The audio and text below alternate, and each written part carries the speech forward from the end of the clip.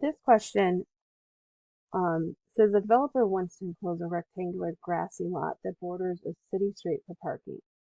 If the developer has 216 feet of fencing and does not fence the side along the street, what's the largest area that can be enclosed? So let's draw up this picture. So here's the street, and the developer wants to enclose a rectangular grassy lot that borders the street. So here's the lot, and it's right next to the street. And it says that they do not want fence along the side of the street. So the fence that they're putting up is going to be three sides. It's going to go here, here, here, a rectangular shape. So there is no fence on the side that borders the street. So we have two lengths and a width, or you could say two widths and a length. And so to find the largest area, we'll write and we know that the area formula is the length times the width. And the perimeter formula we will use, that is where the 216 feet come up, because the perimeter is where this fencing is going to be. The fencing is going to go along this outside edge, and that's the perimeter. Except I don't have to add this side because we don't want fencing there. So I'm going to say the length plus the width plus the length, so no other width here, is equal to 216. So I'll have 2L plus 1W equals 216.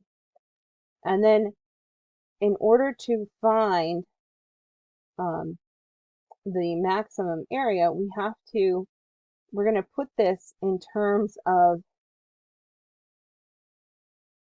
the length. So we're going to say 2. So we'll need to solve this formula by subtracting 2L from both sides. And when I subtract 2L from both sides, I'll get W is equal to 216 minus 2L. And so I'll put that in my formula. So the area is equal to the length times 216 minus 2L. So now I'll have everything in terms of one variable. I replace this W with the 216 minus 2L. And so now I'm going to distribute this. And this will now give me a quadratic equation, because my highest, when I distribute this out, my highest exponent is 2. And with a quadratic equation, now we can maximize the area. And to find either the maximum or minimum point, we have to find the vertex from here. So I'm going to say I want to find the vertex. And so in this formula here, we have an A equal to -2, a B equal to 216, and a C equal to 0. So the vertex, when you have a quadratic in this general form, is going to be the opposite of B over 2A. This will be the x-coordinate of the vertex, because this parabola, because A is negative, it's going to open down. And it will have a maximum point right here, and it's an xy point. And that's the point I'm interested in. So I will find the x-coordinate by doing this, and then once I find this, I'll take that and I'll plug it in for L here and find the y-coordinate. So the opposite of 216 divided by 2 times -2, substituting in B and substituting in -2 for A. So I'll get -216 over a -4. And I'm putting that in my calculator. The negative signs will divide out, and I'll get 216 divided by 4 is 54. So that would be the x-coordinate of my vertex. And now I have to find the y-coordinate. Find the y-coordinate by substituting in place of the L. And I mean, we could have called this x. It's the input variable. I'll substitute in the 54. There's two L's in here. And now I'll put this in my calculator, and I'll say 216 times 54 minus 2 times 54 squared. If I'm doing this in pieces in my calculator, I want to make sure that I square the 54 first, and then multiply it by 2, multiply these together, and then subtraction at the end.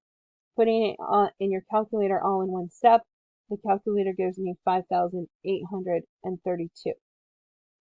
So now we have to think about what are those two, what does it mean for what does this input variable mean, and what's this output variable mean?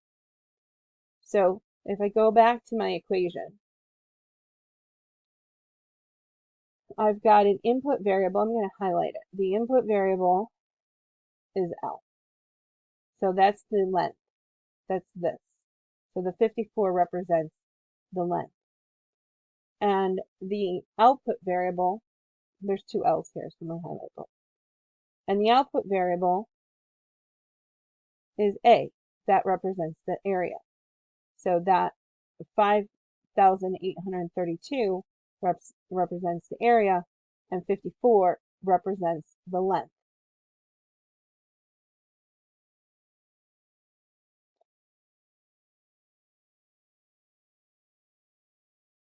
So going back to the question, what are they asking me? What is the largest area that can be enclosed? So the largest area would be at that maximum of 5,832, and that would be in square feet. So my answer here would be 5,832, and that would be in square feet. It occurs at 54 feet for the length.